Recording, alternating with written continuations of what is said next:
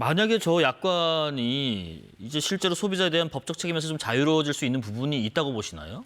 저는 뭐 불가능하다고 불가능하다. 보고요. 네. 일단은 일방적으로 소비자한테 불가능한 조항이기 때문에 불공정 약관이기 때문에 저는 저게 법적 효력을 가지지 못할 거라고 생각합니다. 예.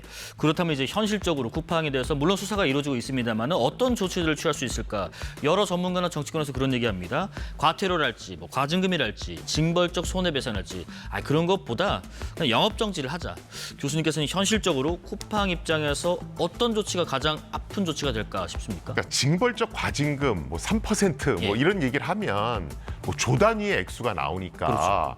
굉장히 이제 속으로는 후련해하실 수 있어요. 하지만 징벌적 과징금을 정부에서 또는 개인정보보호위원회에서 예. 부과한다 하더라도 바로 행정소송으로 이어질 겁니다. 그럼 이건 몇 년을 끌거든요. 길어지죠. 그렇죠. 그러면서 이건 그냥 기억 속에서 잊혀져요.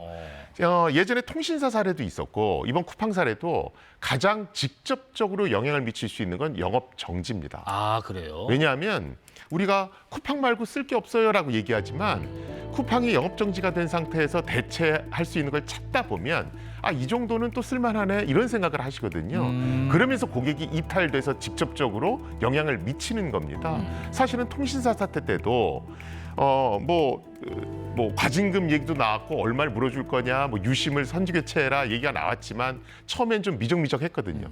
그러다가 이제 영업 정지에 준하는 어떤 처벌을 내리니까 예. 굉장히 능동적으로 대처를 했었거든요. 그래서 저는 국회에서도 아마 예. 영업 정지를 또는 영업 정지에 준하는 조치를 생각하고 있을 걸로 알고 있습니다. 그런데 문제는 이럴 경우에 네. 소상공인의 피해도 우려되기 때문에 맞습니다. 그걸 이제 어떻게 잘 아우를까 하는 게 이제 숙제가 될 겁니다. 지금 잠깐 언급하셨던 맥락에서 한 번 더 여쭤보고 싶은 게 있어요. 그럼 우리가 지금 생활 속에서 이 쿠팡이라는 시스템과 상당히 밀접해져 있잖아요. 근데 당장 지금 탈퇴한다든지 빠져나오려고 하지만 사실상 쿠팡을 좀 대체할 수 있는 플랫폼이 마땅치 않다 보니까 뭐 로켓 배송, 뭐 빠른 반품 뭐 이런 등등등 결국은 다시 돌아갈 가능성이 큰 게 지금 현실 아니겠습니까?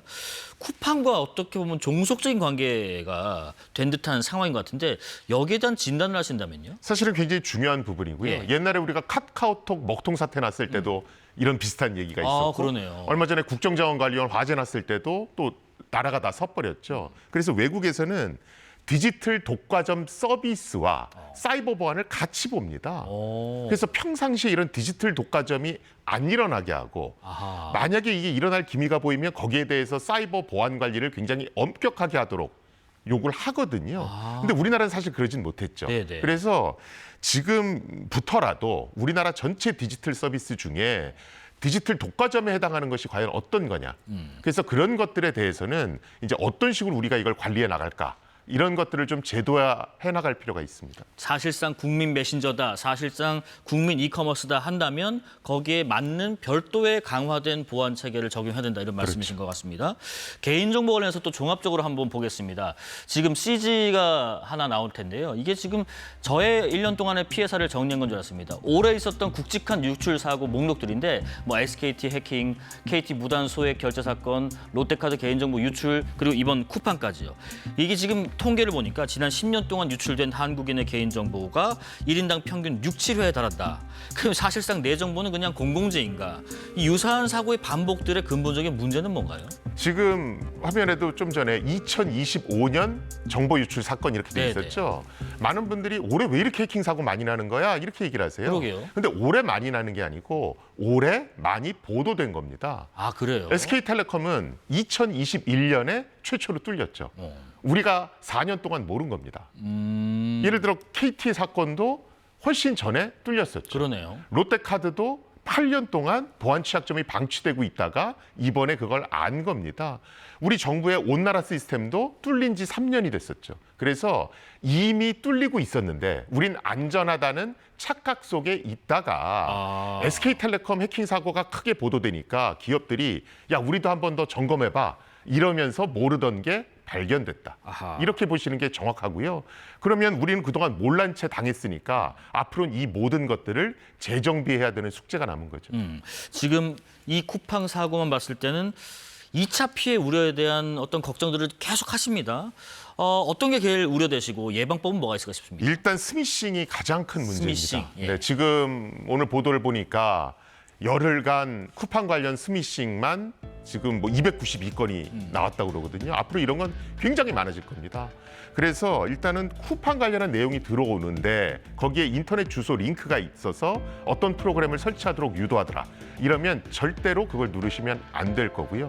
전화 관련해서도 그냥 무시하시는 게 좋을 것 같습니다. 네, 다음 주에 그 국회에서 열리는 쿠팡 청문회도 교수님이 참고인으로 출석하시고 지난 9월의 청문회에서도 어떤 우려를 표하셨는데 이번에 국회 청문회에서는 어떤 점을 좀 중점적으로 다뤄야겠다 싶으세요? 이제 국회에서 계신 분들이 사이버 보안 전문가가 아니시다 보니까 이렇게 좀 유도해서 이렇게 질문을 몰아가는 부분이 좀 약하신 것 같았어요. 그래서 이번에는 현안 질의한 걸 바탕으로 하셔서 조금 이제 말을 안 하려는 걸 유도하시려는 그런 노력이 좀 필요할 것 같고요. 그리고 제가 예전에 사이버 삼축 체계 관련해서 말씀을 드린 적이 있습니다. 네. 이게 일본의 능동 사이버 법안을 우리가 벤치마킹할 필요가 있다라고 말씀드린 건데요. 우리가 선제적으로 해킹이 일어날 징후를 먼저 탐지하고 그리고 평상시에 뭐 ISMS-P 인증제도 이런 것들을 잘 관리해서 방어 체계를 잘 만들고 그다음에 최종적으로는 해외 공조를 통해서 이런 해킹이 다시는 안 발생하도록 어떤 원천을 무력화시키는 게 좋겠다. 그래서 이런 어떤 제도도 일본을 벤치마킹해서 우리가 좀 만들 필요가 있을 것 같아 보입니다. 국방 군사 분야에서 강조되는 그 삼축 체계만큼 이 사이버의 삼축 체계 탐지하고 방어했으면 그걸 또 무력화하는 이런 시스템을 좀 차용하는 것이 좋겠다라는 조언까지 한번 들어봤습니다.